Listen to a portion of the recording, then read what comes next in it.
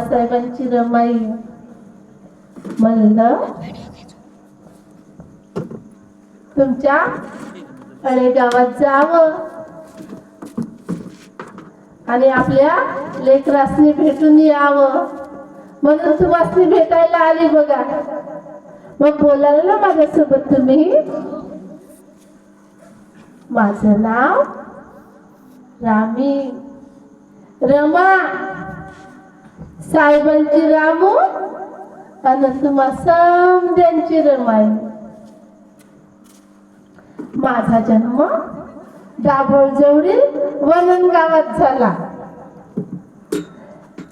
माझ्यापेक्षा माझ्या साहेबांनाच तुम्ही जास्त ओळखता ना. ओळखता ना. माझं साहेब म्हणजे महान पंडित, बुद्धाचा विचारवंत, जागतिक विद्वानांचा शिरोमणी, बुद्धाशी लीन होणारा महाउपासक, दिनदुबळांचा कैवारी, जातीयतेवर तुटून पडणारा सेनापती, मनस्मृती दहन करणारा क्रांतिकारक, सागराला विज्ञान आणि आभाळाच्या उंचीचा, नायकाचा नायक, प्रज्ञावंत, निष्ठावंत आणि धगधगत्या विचारांचा महामेरू. चंद्र सूर्यांनी माझं साहेब बघितलं आणि त्यांचं डोळस दिपलं किंवा अशा स्वतंत्र महाप्रज्ञा सूर्याची म्या रमाई बघा. म्हणजेच सूर्याची सावली. माझ्या आयुष्याला फार मोठी कहाणी लाभली आहे. माझा जन्म दाभोळ मधील वनन गावचा. गावच्या खालच्या बाजूला मारवाडा होता. दलिताची 5-50 घरं होती. माझा बा भिकुजी धोत्रे आणि आई रखमाबाई. माझा बा माशाचे टोपले उचलायचा, बंदरावर जड काम करायचा. माझी आई घरकाम करायची, रानात जायची. आम्ही 4 बहीण भावंड होतो बघा. मोठ्या बहिणीचं लगीन झालं होतं, तिला दापोलीला दिलं होतं. माझ्यापेक्षा लहान गौरा आणि तिच्यापेक्षा लहान शंकर.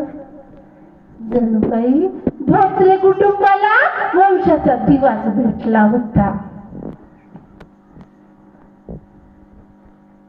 आमच्या घरी पोटाला पोटभर कोण यायचं, कधी नाही खायला भेटायचं. माझी आई उपाशी अर्धपोटी राहून रानात जायची. मी माझ्या आई संग समती काम करायची. तिला साध्या कामात मदत करायची. मला काम करताना बघून माझा बाप कसा म्हणायचा, ए रुक्मिणी, माझी रामी लई गुणाची, तिचा पाय गुणही लई चांगला आहे, तिला कशाला काही कामे करू देते. मी तर म्हणतो एक दिवशी राजाची राणी होणार. पण घरची परिस्थिती पाहून आई हसायची. आमच्या घरात 18 विश्व म्हणलं तर दारिद्र्य बघा. कधी नाही हो, कधी पोटाला पोटभर खायला नाही भेटायचं.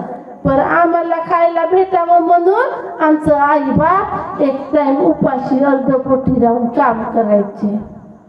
उपाशापोटी माशाचे टोपले उचलून उचलून माझ्या बाच्या छातीमध्ये लई दुखायचं.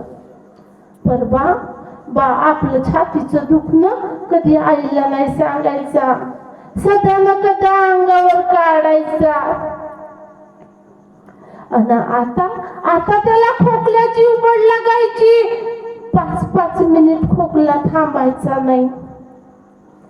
बाची तब्येत पाहून आईला चिंता स्वस्त बसू देईना.